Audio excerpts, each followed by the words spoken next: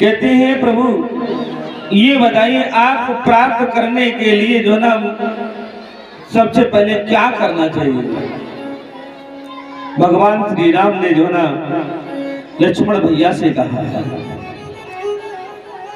हो प्रथम ही विप्र हो प्रथम ही विप्र चरणी रति प्रीति निज निज कर्मों में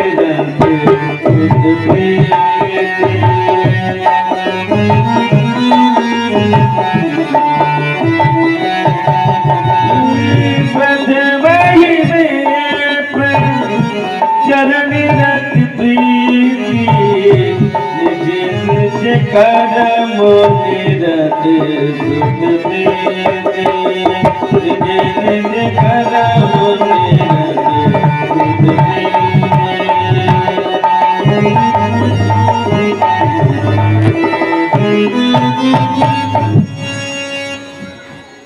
सबसे पहले ब्राह्मणों के चरणों में प्रीति होनी चाहिए, फिर अपना कर्म के द्वारा तब मम धर्म उपथ अनुराग तब उसे जाकर के मेरा अनुराग मेरा प्रेम उसे प्राप्त होगा। देखिए विप्राणाम यदि पूज्यन्ते रमन्ते तत्र देवता, जहां ब्राह्मणों की पूजा होती है वहां देवता निवास करते हैं।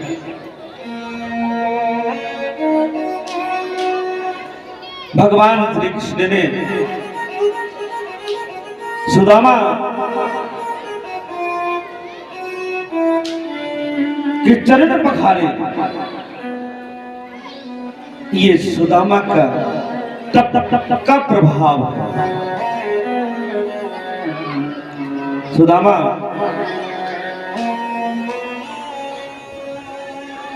के दृढ़ विश्वास का ये प्रताप है।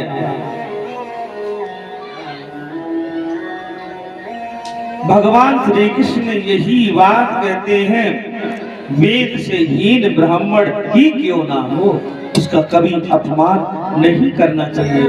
तुलसी का पत्ता छोटा भी होता है, तुलसी का पत्ता बड़ा भी होता है।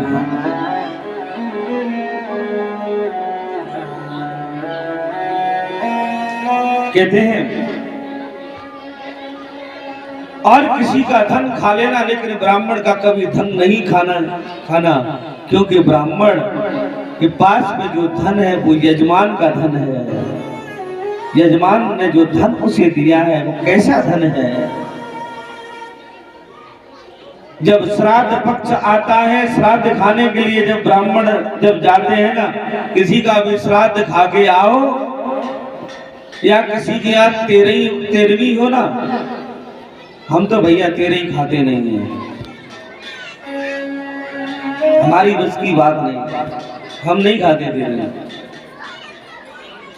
कहते हैं तेरे ही खाना और श्राद्ध खाना, जब तक आप 1000 गायत्री मंत्र का जाप नहीं कर लेंगे तब तक आपको वो 13वीं पच नहीं सकती है।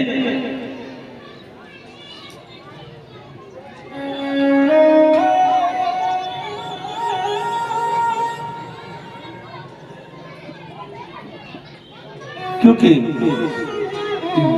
ब्राह्मण का ये शरीर जो है ना तप के लिए मिला है, तपस्या के लिए मिला है। ब्राह्मण का ये शरीर भोग और विलास के लिए नहीं मिला है। स्वाध्याय करने के लिए मिला है, ज्ञान प्राप्त के लिए मिला है।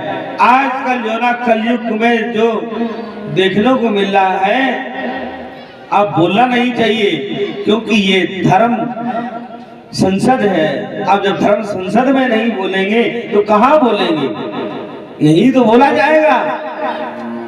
जैसे राजनेता कहीं उनके क्षेत्र में कोई गलत कार्य हो रहा हो तो वो नेता लोग जो है ना विधानसभा में और राज्यसभा में लोकसभा में नहीं बोलेंगे तो कहाँ बोलेंगे। तो यहाँ धर्म संसद में आपका भी बोलने का अधिकार है, मेरा भी बोलने का उतना भी अधिकार मेरा भी है और उतना अधिकार आपका भी है।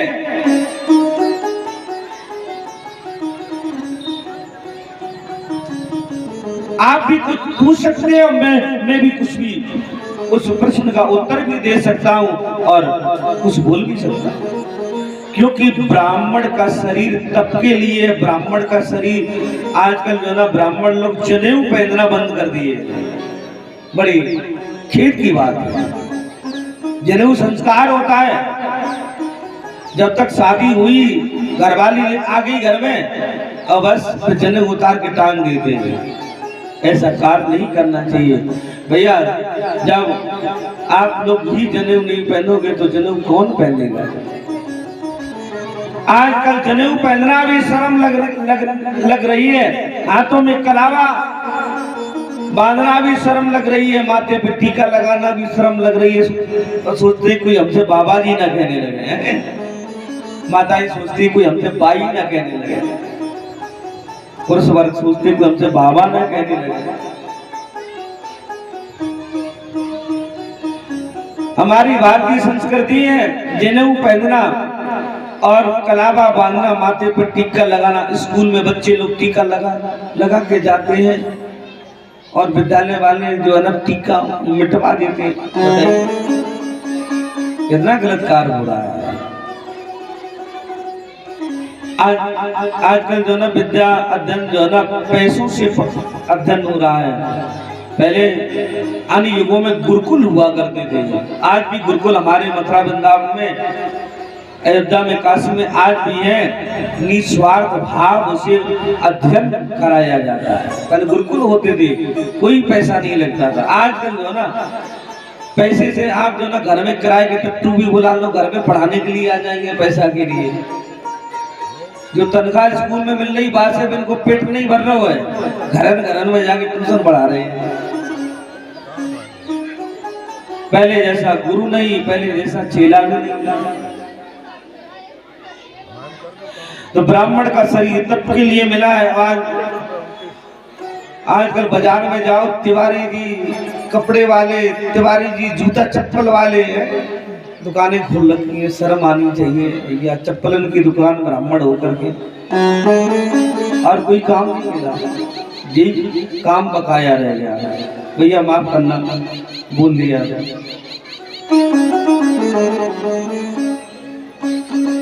आज समाज का पतन इसलिए दुनिया में हो रहा है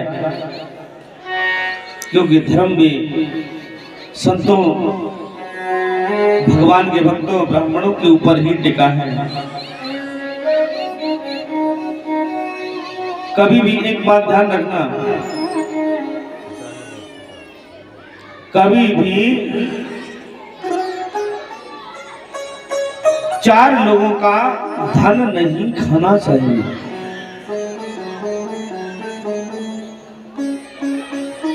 बेईमानी का धन कभी नहीं खाना चाहिए। बेईमानी का धन यदि खाया आपने तो कुत्ता बनकर के आपको चुकाना पड़ेगा, गधा बनकर के आपको चुकाना पड़ेगा उसका धन जाकर के, इस जन्म नहीं अगले जन्म में। जजमानी का धन नहीं खाना चाहिए। जजमानी का धन यदि खाते हो तो उतना जाप करो, तभी आप उस धन को बचा सकते हैं। पानी का धन नहीं खाना चाहिए। आजकल तो सबसे ज्यादा पानी का ही व्यापार होने लगा है। बोतलें पानी का पाव, ये भी सब बिकने लगा। भैया कलयुग है ये। कहते हैं